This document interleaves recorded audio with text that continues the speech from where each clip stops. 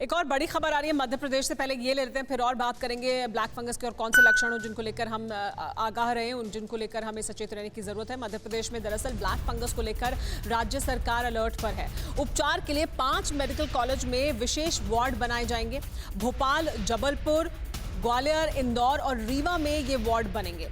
मुख्यमंत्री शिवराज सिंह चौहान ने दिए वार्ड बनाने के आदेश ताकि विशेष वार्ड बनाए जाएं और खास तौर पर अलग से ट्रीट किया जाए इन तमाम मरीजों को।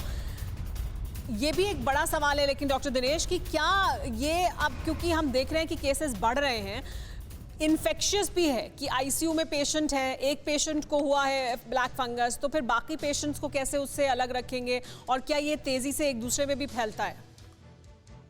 इनफैक्ट जो अभी आपने जो खबर दी है कि स्पेशल वार्ड इसी के केयर के लिए बनाए जाएंगे, वो इस चीज़ को ध्यान में रख के होता है कि जो स्टाफ उस वार्ड के अंदर काम कर रहा है वो ट्रेंड होते हैं। जैसे कोई भी 2 पेशेंट देखने के बीच में वो अच्छे से अपने हाथ धोते हैं ताकि एक पेशेंट का इन्फेक्शन दूसरे पेशेंट में कम्युनिकेट ना हो। अगर पेशेंट को एग्जामिन करना होता है, हैंड सैनिटाइजर हर पेशेंट के साथ रखा होता है और सब पेशेंट की जो इटिनरी होती है, जो उनके बिलोंगिंग्स होती हैं, वो एक दूसरे में मिक्स नहीं की जाती हैं। तो इन सब चीज़ों का जो हॉस्पिटल स्टाफ होता है वो खास ध्यान रखता है ताकि हवा से ऐसे नहीं फैलता कि अगर 2 पेशेंट पास पास हैं तो एक पेशेंट का फंगल इन्फेक्शन हवा के जरिए दूसरे पेशेंट में पहुंच जाएगा। आमतौर पे ये किसी ना किसी सरफेस से होता हुआ ट्रैवल करता है, तो उन चीज़ों का ध्यान रखने से इसको हम person to person, patient to patient transmission को बहुत हद तक कंट्रोल कर सकते हैं।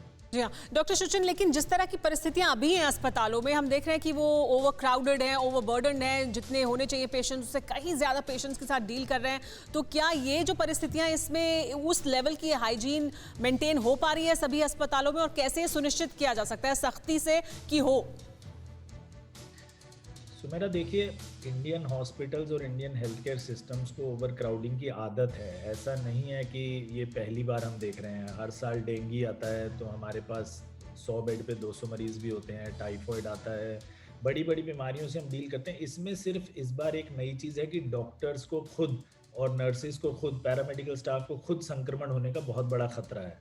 तो ये मैं मानता हूँ कि वो लोग पीपीई किट्स में हैं, हेविली मास्क्ड, हेविली ग्लव्ड हैं, तो थोड़े वो उनके एफिशिएंसी थोड़ी डाउन हो सकती है। गर्मी में काम करते हैं, सारा दिन पसीने आते हैं, थोड़ी सी एफिशिएंसी डाउन है। लेकिन ऐसा नहीं है कि वो लोग अपने प्रोटोकॉल्स भूल जाएंगे या अपने प्रोसीजर्स भूल जाएंगे। वो सब वेल फिक्स्ड हैं, वेल प्रोसीजर। आप जैसा डॉक्टर साहब ने भी कहा कि हर हॉस्पिटल में देखिए थोड़ा बहुत डिफरेंस हो सकता है।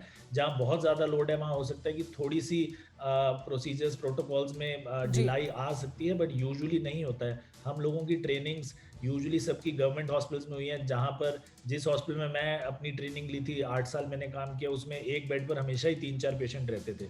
तो ऐसा नहीं है कि हम लोगों को ये आदतें नहीं है, हम लोगों को हैं। प्रॉब्लम इस बार ये है कि बीमारी एक तो ऐसी है, दूसरा हम यूजुअली आईसीयूज में और वार्ड्स में पेशेंट्स की इम्यूनिटी बिल्डअप करते थे पहले, हमेशा एंटीबायोटिक्स दे रहे हैं, दवाइयाँ दे रहे हैं जिससे उनकी ताकत बढ़ती थी।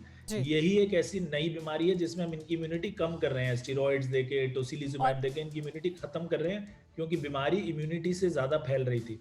तो ये एक नई चीज़ आई है जिसकी वजह से ये प्रॉब्लम्स हो रही हैं, और आई एम श्योर कि हम लोग बहुत जल्दी सीख जाते हैं। इसकी भी हम आई एम श्योर जल्दी से एक तोड़ इसका निकाल लेंगे हम जल्दी से जल्दी। उम्मीद यही है कि जल्द से जल्द ऐसा हो, क्योंकि तब तक ये जो खतरा है वो बना हुआ है, ये डर लोगों के मन में बना हुआ है और मरीज भी सामने आ रहे हैं जो कि खतरनाक हैं। फिक्र आपकी, सोमवार से शुक्रवार रात 9 बजे सिर्फ TV9 भारतवर्ष पर।